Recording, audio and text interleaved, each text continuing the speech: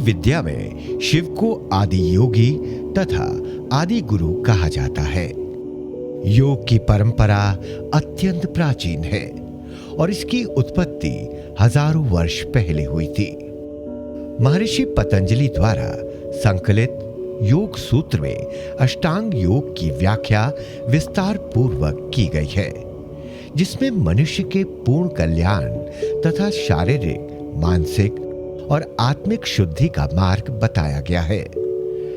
पतंजलि के योग सूत्र में अष्टांग योग के तीसरे अंग आसन को परिभाषित किया जाए तो आसन शरीर को साधने का तरीका है।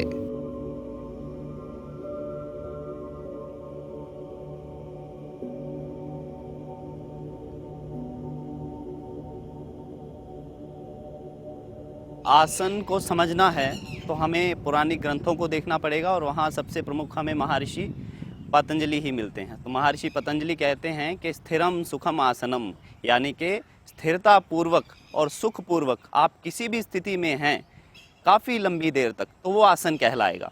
वो कोई भी हो सकता है। आप सिंपली क्रॉस लेग पोस्चर में बैठ सकते हैं तो वह भी आसन कहलाया जा सकता है, या फिर आप अपने शरीर की किसी भी ऐसी स्थिति में चले जाओ जो कठिन से कठिन है, लेकिन शर्त ये है कि आप उस स्थिति में सुखपूर्वक और स्थिरतापूर्वक रहें काफ़ी लंबे देर तक, तो उसे आसन कहा जाएगा। आसन शब्द संस्कृत भाषा के अस धातु से बना है, जिसके दो अर्थ हैं। पहला है बैठने का स्थान तथा दूसरा शारीरिक अवस्था।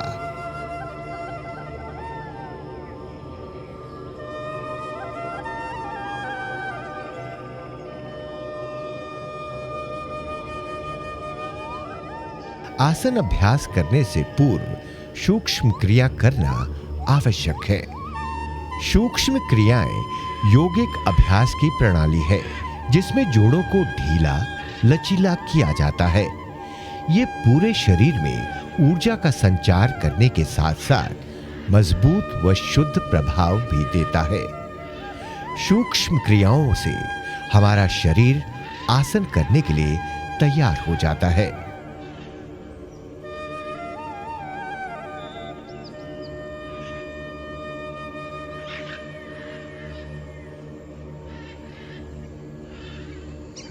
हमें किसी भी प्रकार की साधना करने के लिए आसन के अभ्यास की आवश्यकता होती है। आसन में स्थिरता व सुख होने पर ही हम प्राणायाम आदि क्रिया संपन्न कर सकते हैं। अतः साधना के लिए हमारी स्वाभाविक व प्राथमिक आवश्यकता आसन है। पद्मासन, जिसमें जमीन में बैठकर बाएं पैर की एड़ी को दाएं जंघा पर और दाएं पैर को उठाकर बाईं जंघा पर इस प्रकार रखें कि दोनों एड़ियां नाभि के पास आपस में मिल जाएं। मेरुदंड सहित कमर से ऊपरी भाग को पूरी तरह सीधा रखें। हर आसन को करने से पहले और बाद में विश्राम जरूर लेना चाहिए। एकाग्रता बढ़ाने और ध्यान केंद्रित करने के लिए यह एक उत्तम आसन है। हिंदू, जैन और बौद्ध परंपराओं में ध्यान के लिए व्यापक रूप से पद्मासन का उपयोग किया जाता है।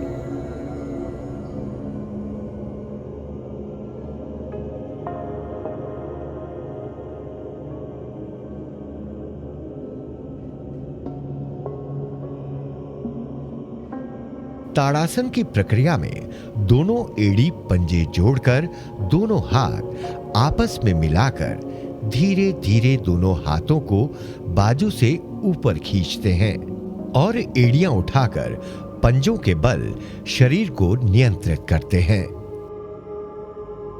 ताड़ासन को करने से अनेक लाभ होते हैं, जैसे लंबाई बढ़ना, पाचन तंत्र मजबूत होना, शरीर में रक्त संचार सही होना, घुटनों, टखनों और भुजाओं का मजबूत होना। यह एक सरल आसन है जिसे करना बेहद आसान है।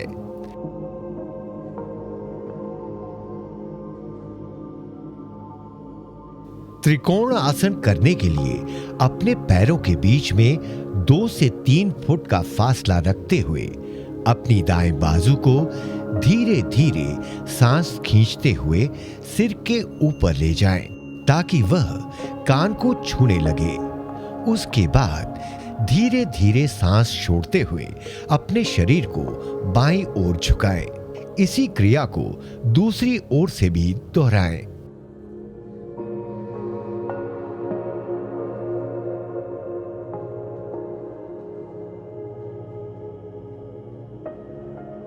इस आसन को करने के दौरान शरीर की मांसपेशियां 3 अलग अलग कोणों में खींचती हैं। इसी वजह से इस आसन को त्रिकोणासन कहा जाता है। त्रिकोणासन पैरों, घुटनों, एड़ी, बाजुओं और सीने को मजबूत करने में मदद करता है। नियमित रूप से त्रिकोणासन का अभ्यास गर्दन के दर्द से आराम दिलाने में मदद कर सकता है।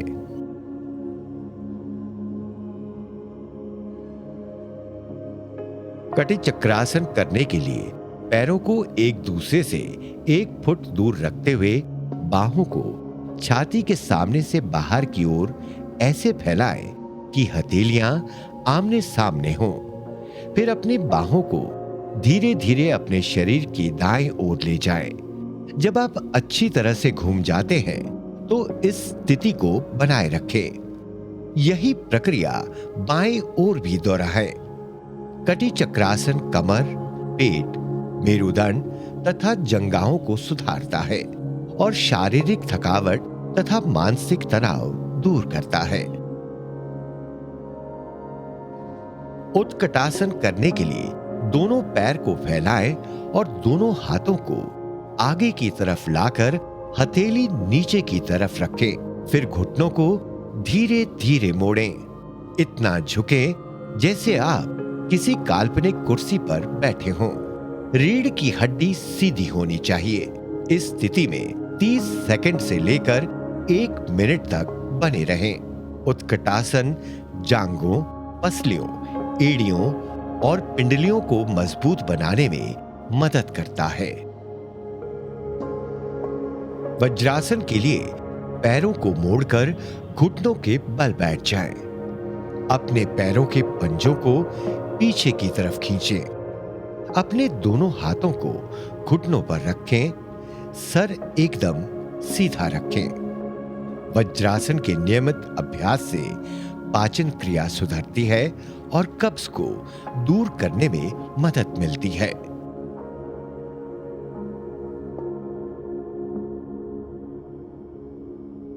मंडूकासन की विधि के लिए वज्रासन में बैठकर मुट्ठी को नाभि एवं जांघ के पास रखें। छाती को इस प्रकार नीचे लाएं कि वो जांघों पर टिकी रहे।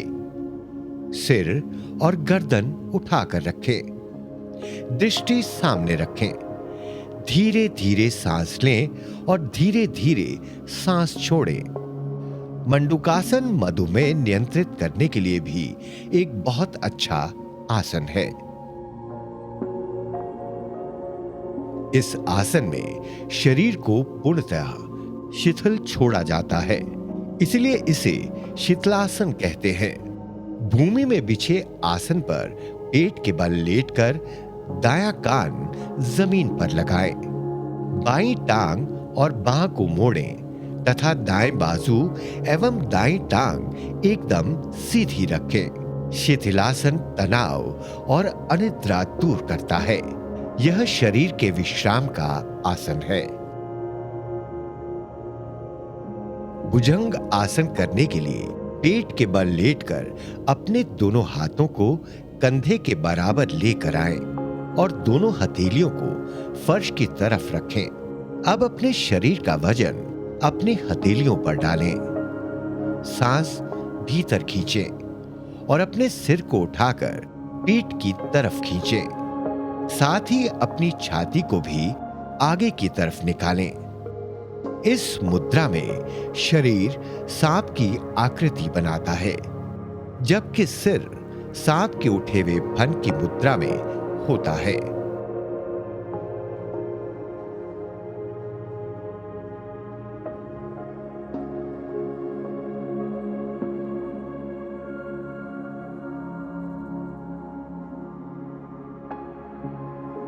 भुजंगासन हमारी पीठ, पाचन और प्रजनन तंत्र को मजबूत और रीढ़ की हड्डी को लचीला बनाता है।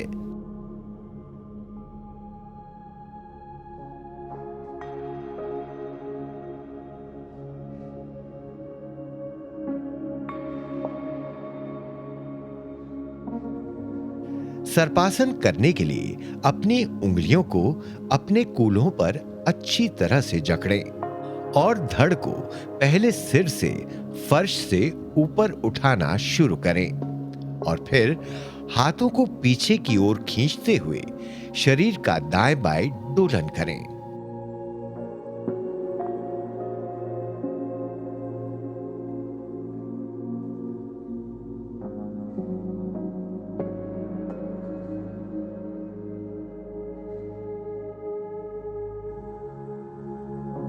सर्पासन अस्थमा, पेट फूलना, कब्ज, तनाव और थकान को दूर करने में मदद करता है।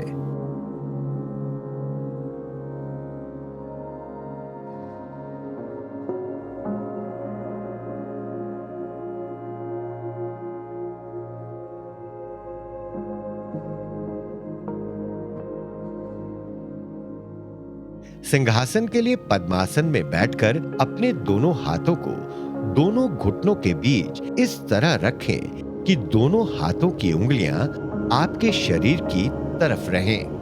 दोनों हाथों को सीधा रख आगे की ओर झुकें। सिर को पीछे की ओर रखकर जितना हो सके उतना मुंह खोलकर जीभ को बाहर निकालें। इस आसन से वाणी मधुर और स्पष्ट होती है। शव आसन के लिए पीठ के बल लेटकर दोनों पैरों में 1.5 फुट का अंतर रखें। दोनों हाथों को शरीर से 6 इंच की दूरी पर रखें। हथेली की दिशा ऊपर की ओर होनी चाहिए। इस आसन का उपयोग प्रायः योग सत्र को समाप्त करने के लिए किया जाता है। शरीर में कभी भी कोई कष्ट होता है तो वो आपके ब्लड सर्कुलेशन पर निर्भर रहता है।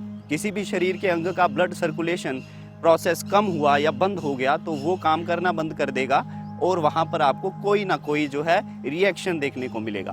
तो आसन बेसिकली करते क्या हैं कि आपके शरीर के ब्लड फ्लो को इतना अधिक बढ़ा देते हैं कि आपको कभी भी इन फ्यूचर, इन प्रेजेंट, कभी भी आपको कोई भी बीमारी नहीं होती है। तो आसनों का अभ्यास आपके शरीर को लचीला रखता है। आसनों का अभ्यास आपके शरीर को रोगों से मुक्त रखता है और आपके शरीर को कभी भी रिजिड नहीं होने देता, यानी कि सख्त नहीं होने देता।